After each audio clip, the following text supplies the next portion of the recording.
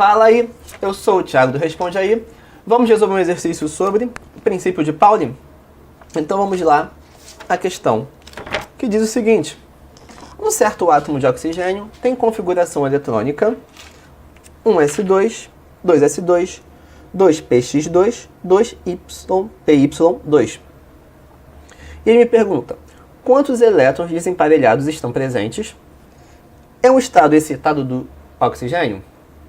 E depois ele pergunta, indo para o estado fundamental, ocorre emissão ou absorção de energia? Então a gente tem que responder essas três perguntas aqui. Vamos então ao nosso primeiro passo, que é o diagrama de orbitais. Vamos ter que preencher o diagrama de orbitais com os elétrons lá e os spins para saber se tem elétron desemparelhado ou não e responder a primeira pergunta. Aqui eu coloquei o diagrama para a gente.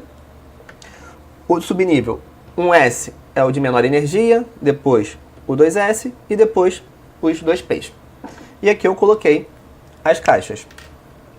1s2 tem 2 elétrons, então eu vou colocar um elétron em cada orbital. Lembrando que esses elétrons têm que estar spins opostos para não ferir o princípio de Pauli, que diz o quê? Que é o máximo de 2 elétrons por orbital com spins opostos.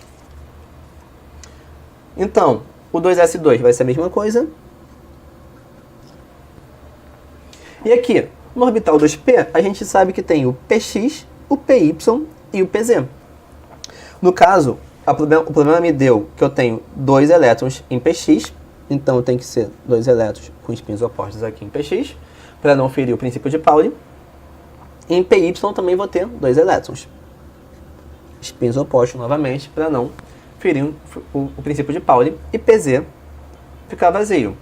A primeira pergunta diz se tem elétron desemparelhado. Vemos que todos os elétrons estão emparelhados, ou seja, um para cima e um para baixo.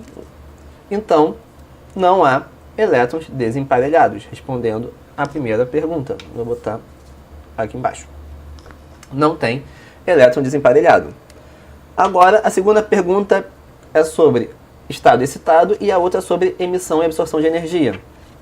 Então, esse é o nosso passo 2, que é ver como é que seria esse diagrama no estado fundamental.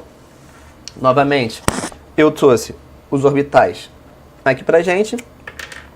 Seria 1s2, correto? 2s2 e seria 2p4, ok?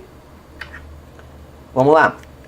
No segundo princípio de Pauli, eu coloco no máximo 2 elétrons por orbital com spins opostos, porém eu também tenho a minha regra de Range, que ela me diz o quê?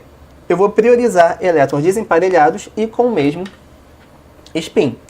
Então vamos lá. Nível de menor energia, eu tenho 2 elétrons que vão estar ocupando esse orbital com os spins opostos. Nesse aqui também, mesma coisa. Agora, quando a gente chega nesse nível, a gente tem que olhar a regra de Range, que diz que ela prioriza elétrons desemparelhados e com o mesmo spin. Então, primeiro eu vou preencher cada orbital com um elétron desemparelhado, para depois colocar esse quarto elétron aqui, que vai estar nesse orbital com spin oposto. Por que a gente tem essa prioridade? Porque ter 2 elétrons emparelhados demanda uma energia maior, porque vai ter forças de repulsão. E o problema forneceu esse diagrama aqui pra gente, que a gente montou. Nesse caso, nós temos um elétron emparelhado e aqui nós temos um elétron desemparelhado. Ou seja, elétrons emparelhados têm energia maior do que desemparelhado. Ou seja, se esse nível tem energia maior do que esse, ele se trata de um estado excitado. Perfeito?